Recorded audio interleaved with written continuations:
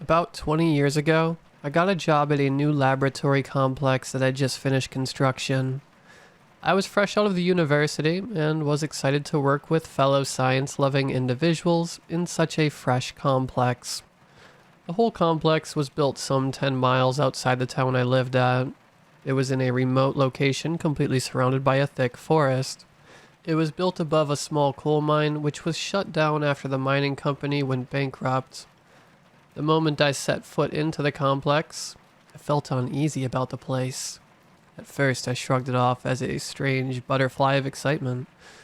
But even after months of working there, it never went away. The company in charge of the complex was shady in the best meaning of the word.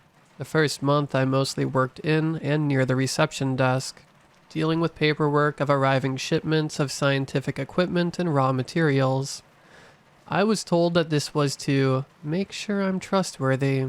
Some would have quit after a week or two, but I was assured that soon enough, they'll come to a verdict and I'll be able to use my knowledge to advance science.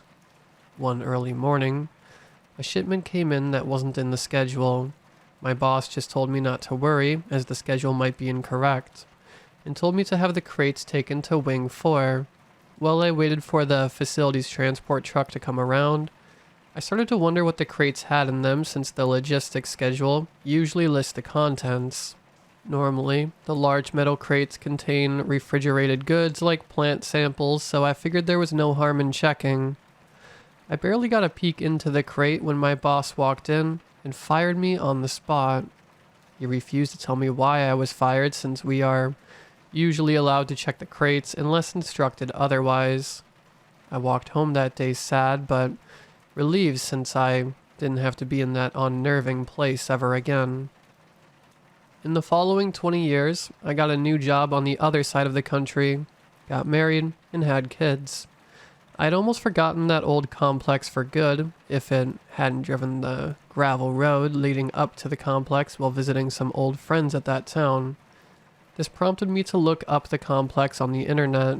It turned out that about 6 years after I departed, the company in charge got under fire for not following safety guidelines. The whole facility was shut down after a handful of employees went missing, and the CEO of the company took their own life. Being adventurous, I rang my friends and asked if they wanted to go and explore the complex. Out of the 6 of us, 2 immediately declined, as they had heard stories of weird stuff going on in the complex and didn't like the thought of going missing. Looking back to that moment, I was stupid. I fell right into the horror movie trope of exploring the creepy location, even when there was concrete evidence that something wasn't right over there. I suppose I thought that fate would protect the fools like me. So it was the 4 of us. Me, Jonathan, Michael, and Brent. We met at Brent's house to prepare us. Because a section of the complex was now underwater, Jonathan brought 2 sets of scuba gear. Since I am the same length as he is, it was decided that I would get the second set in case we want to explore the underwater section. We also packed headlamps and handheld flashlights for everyone, plus some heavy-duty walkie-talkies in case we were separated. As I was the only person to have worked there, I advised to bring along a Geiger counter or 2 just to be safe.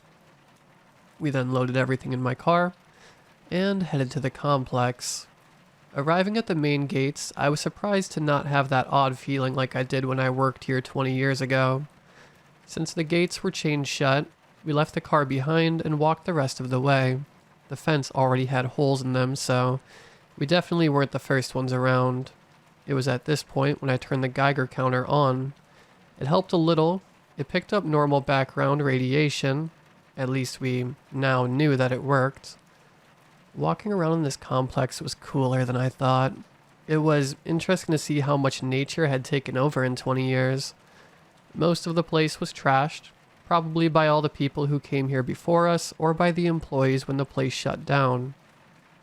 There was one place I wanted to really see with my own eyes. Something I wasn't able to see back in the day. It was the 4th wing.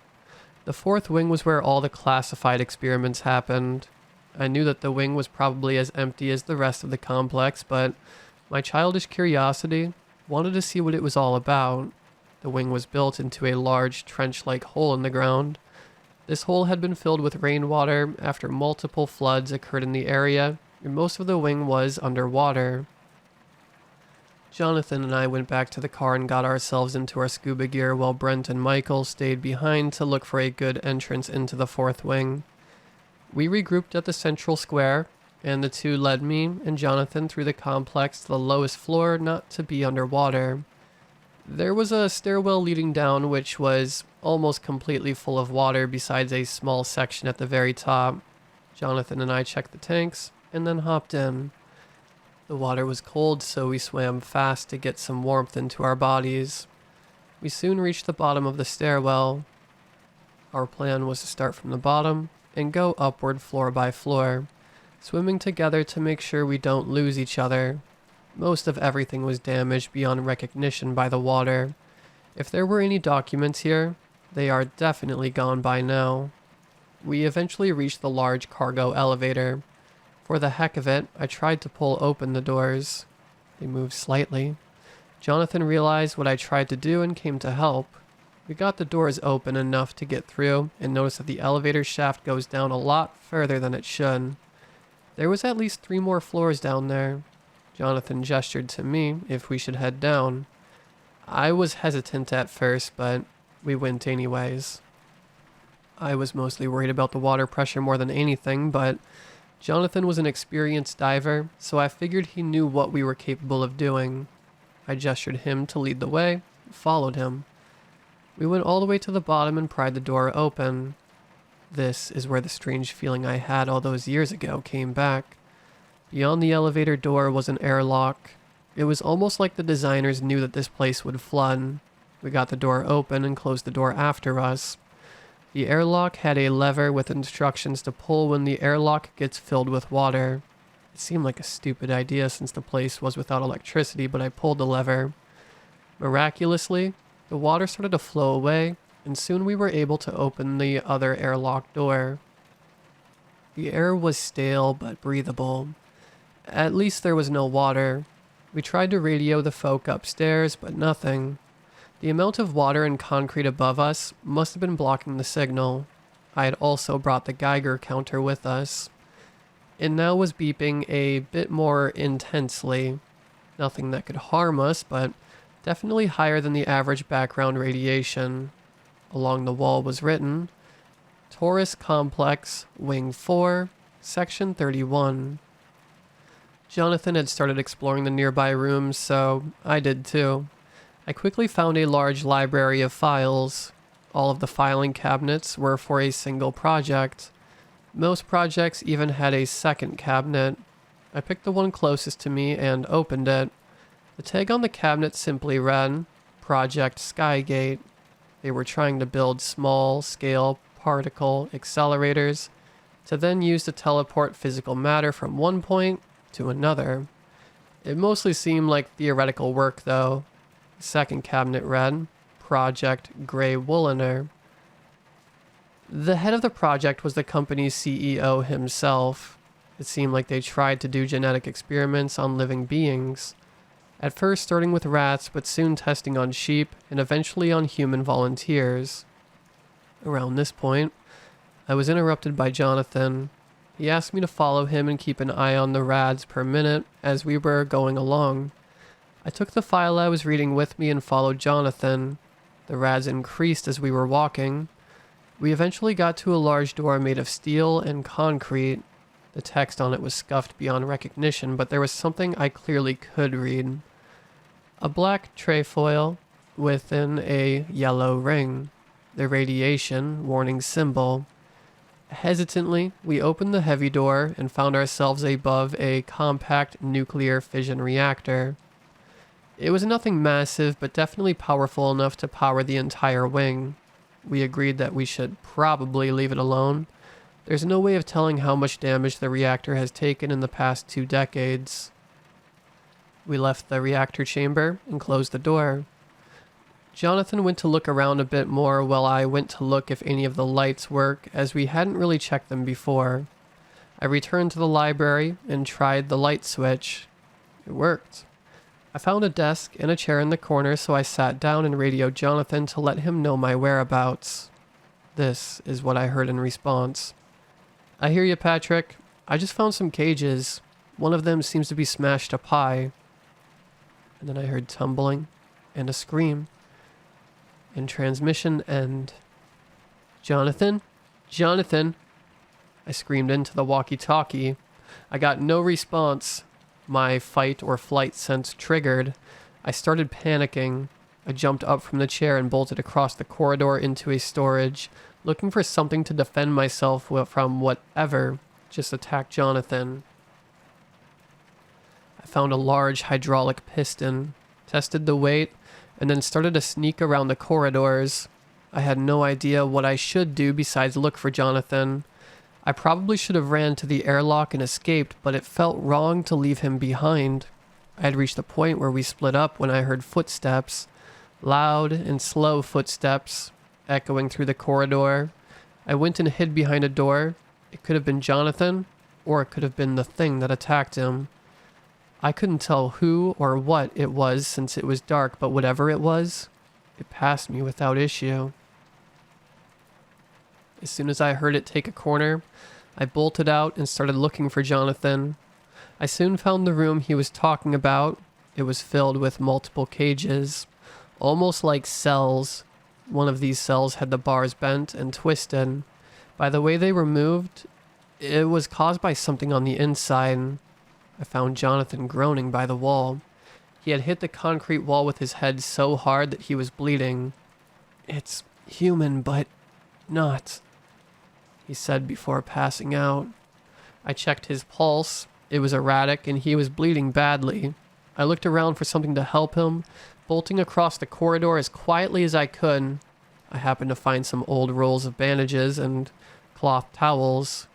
I went back to him, set the towel at the wound, and secured it by wrapping the bandages around his head. Then I heard the footsteps again. I was forced to leave him there and hide behind one of the cages. The thing stepped into the room. I heard it breathe heavily, then take a few steps towards my way. I was holding my breath to make sure I didn't make much noise, but the thing was in the room longer than I could handle. I had to breathe, but quietly. The echo of the room and my frightened exhale was too loud. The next thing I heard was loud stomping towards me. I ran towards the corridor. I heard the loud clang of the metal cage. I turned around and flicked on my flashlight. The thing matched Jonathan's description. It was human, but not. It was tall, at least 16 feet tall.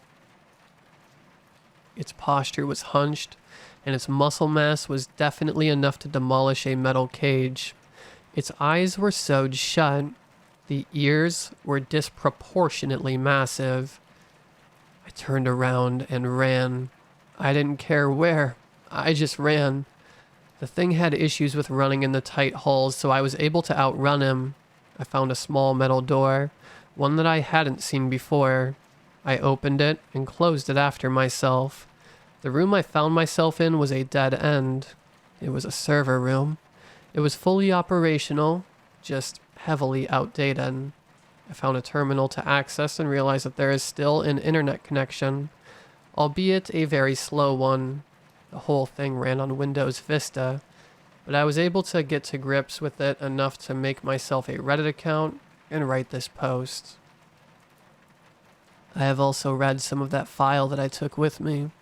Although the first animal test proved successful, the first human test failed, killing the test subject. After 3 more deaths, a new gene therapy formula was formed, which meant that the second set of tests were a success. The subject seemed normal at first, but within the next 12 hours, his muscle mass, hearing, eyesight, and skeletal structure increased. 24 hours after that, the subject started to regard the scientists as inferior beings and became violent towards others. They tried to hinder him by removing his ability to see, but as the gene therapy was still actively changing the subject from the inside, the subject simply hyper-evolved to have better hearing. He was then put into a tungsten cage on the lowest level of the wing before his body became immune to the sedatives.